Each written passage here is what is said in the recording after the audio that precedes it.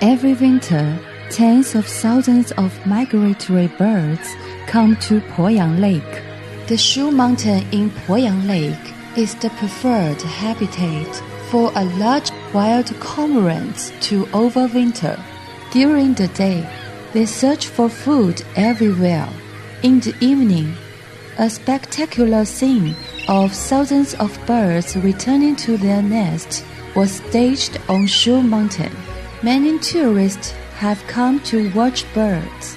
Shu Mountain, it is said that is a fairy's embroidered shoe fell into the lake, so it is called Shu Mountain.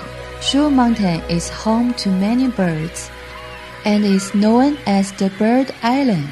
Most overwintering birds choose to inhabit the relatively warm and sparsely populated southeast, creating a unique landscape of half snow-capped mountain and half forest.